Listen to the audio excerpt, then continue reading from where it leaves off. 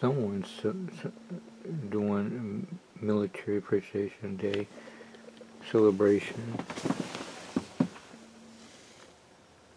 I hear firecrackers or a machine gun going off, aimed up in the air, but they probably know how to do it where nobody can get hurt. The other night, it was real loud. I thought, well, they're celebrating the military early. Tomorrow, I think, is continuous of appreciation of military.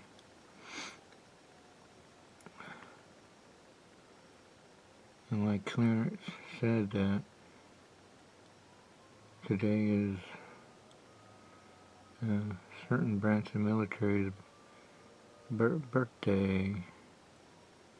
And so I said, oh, happy birthday. She says, thank you. Ian was having fun playing with that trash can and spinning it all around. I'm sure he had some other idea, which would be interesting. What he had an idea, top spinning or something. But I had to take my camera and film him and his son, and he's got his outfit on, and the tie to the connection to the military thing. But anyway, I filmed him because I was like, let me explain my method of what, and not spinning it around, but to show a jet on top. People form a circle around it, see a silhouette of the jet, and when they drop the sheet and the people take off the blindfolds, Copperfield style, where'd the jet go? Now, Copperfield's version hold it out the back, but with my version, the whole thing flips upside down, minus the jet with a duplicate platform on top, and the jet is now hanging upside down, drained the fuel. They said they drained the fuel so it can't go anywhere. So if it's bolted down, you just flip it around, it's hanging upside down, and you got a duplicate part of the runway on top, and with the loose ribbons or whatever that he tied up with is now there, but minus the plane is gone. That's just my idea. Mitch Larry said there's another way you could do it. The whole platform would go up in the air, and then the plane stayed where it was, but the platform went up with the hole in it where the plane would be, and then someone just take and cap the hole. And I thought, that's a neat idea. And then I also thought of another way too, where the whole thing is on a turntable and they move around, and then the half of it's some scene I've seen out of Star Trek, Captain Kirk. The turntable goes around, and it's a divider there, and they make a clone of a robot of Captain Kirk. And luckily someone knew someone right, because the real Captain Kirk wouldn't do that and say, wait a minute, that's not the real Captain Kirk. But anyway, they flipped it around, and on one side was the real Captain Kirk, and the other side was the robot, or a clone that was kind of robot-like. Anyway, that's why I was thinking about the jet. Just flip it around. The back just flips around, and then you have the divider on this side, and the other side, now the jet's on the other side. But I just said, Bill, the easiest route, illusionists, including Copperfield, if they can do it the easy route, that's what they're going to do. He just slid off the brakes and wheeled it out the back. And Tillman Hustler showed that. You see a guy let go of his hands because the cameraman comes down at a certain point, and before you see the silhouette of the jet, that you think is the solar jet, but that's called time misdirection, like the vanishing salt shaker, as one magician thought of. The vanishing salt shaker, you think that something is still there, but it's not. It's time misdirection. Anyway, you see him let go of his hands, and that way it's going to go on the back corner, and they're going to open it up like a gate, and they're going to wheel it out. When you let off the brake. And there's another guy, Pete somebody, I can't think of his name. Not Peter Pitt, but somebody like Peter Pitt. But Peter Pitt's illusionist too. Pete Burrell, that's it. In a Genie magazine,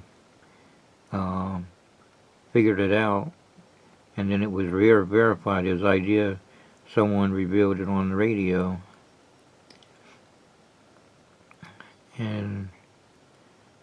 And Pete Burrell posted out on the website years later after Copper was done the illusion, so it's okay to mention it. It's called airing out things. Magicians do that, they air out things. Our church does the same thing. They air out all the photos they took and say, here, anybody wants these photos, you can take them. And now I got some footage, everybody else has got footage. It's like the family trees. At a certain point, they'll give the photos and pictures to the next generation. And Copperfield did the 15 years of magic, or 20 years of magic, and I made Mr. Taylor a copy of it, and others, and Mr. Taylor sparked an idea of, like Copperfield did and his crew, the 15 years or more of illusions, and used that for the 15 years of youth directing, and from the Wild Christian Camp, and we saw a young David Turner, and I was in the mix too. I was like, how do you do that? And he showed me some pictures where Howard Chapel is playing Santa Claus, a Christian Santa Claus, at a Teen Inspiration, and I'm doing magic, including the vanishing birdcage. And he said, Bill, you do your magic, I do mine. Yeah, you're really good at it.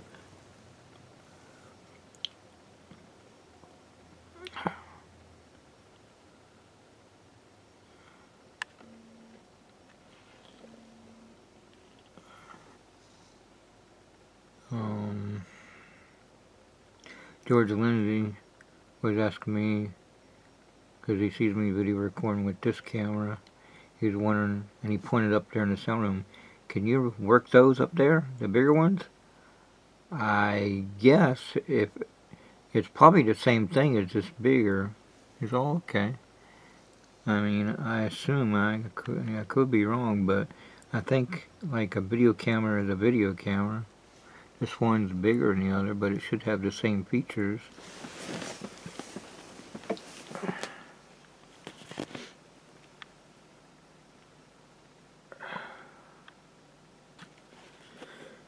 That one guy was wanting to know, he thought I was Mark Taylor. And I said, no, I'm not Mark Taylor, but I know who Mark Taylor is. I said, you know the one guy taking pictures? He said, yeah, that's Mark Taylor. Oh, okay. So, to help him out, and help Tavis Long's dad, I gave my Facebook and my YouTube channel, so I said that's where I upload. And I gave some children and a teen, they're all connected, that I gave the oldest teen to go for everybody, because after I did some magic tricks, I did all the stuff I normally do with a rubber band. I did the Crazy Man handcuffs, Copperfield style, and I did, Copperfield style, and I did the jumping rubber band, then I did the other way that Copperfield's done, but my nephew William thought of it too, and I practiced it. So my nephew William showed me how he did that. It's like the Rocks, they took the idea of the jumper rubber band and got ideas. And I did the rubber bands where you see the yellow, blue, and all of a sudden the blue's on this side and the yellow's on the other side. The rubber band comes off the thumb and then do the copper interlocking and then it still jumps. They said, oh wow, cool. And I told them the secret to the Great Wall of China. I was telling them that a lot of people they forget. I don't know if it's because of Valentino's version and everybody thinks that's the way. I mean, that's more like the Tim Cole version of the turbine engine on the Championship Magic on the ABC. I don't know if it's with the first special or the second or the third special. I can't remember. Anyway, I mean, there's been World's Greatest Magic too, but up to, I think, 5 specials. I think there were going to be more specials, but it didn't pan out. That was on NBC. But anyway, NBC was also The Legend Begins of Lance Burton. He did some specials too. And Copperfield on the Magic ABC, starring David Copperfield. And then later on, Joseph Cates moved him over to CBS. And he did 20 specials. And Doug Henning did 7 specials on NBC. Anyway, I'm trying to think. Anyway, I'm glad that you provided it using our friend Dave Duncan as the key to get connected to Gary Bartlett, but we saw David Carpenter at Chrysler Hall. Bob Schofield took me there, and then the stories took us all there. Bob wasn't there at the time, although Ted Peterson took his children. And Ted was saying, "How do you do the fan trick? How do you do that?" And my nephew Eugene would do the same thing. After he got really excited. He was like, "Man, that duck bucket, man, that was good. The 13 people vanished, and the portal," and he got really excited. And I said, "Don't worry, I can make you 6 words of how to do illusions." And he got really excited, and back then it was VCR tape, and later on I was able to make a DVD for him for his whole family. But anyway, my nephew Eugene, when he was a teenager, as we're walking to Tommy's Blue Tempo, Tommy don't get the Blue Tempo now, but he's got a different car now, but when he had that Blue Tempo, we were walking to the car, he was asking how it's all done in the shadow box. I said, well, I had to explain everything.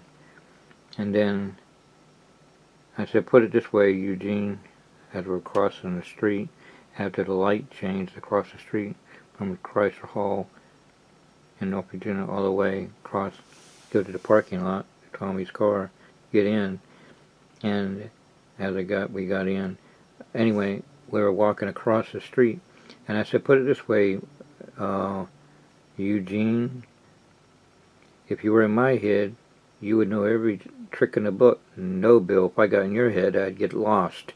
Ha ha, very funny, Eugene. Lol. I was laying sewing tracks, church sewing tracks all everywhere at Chrysler Hall.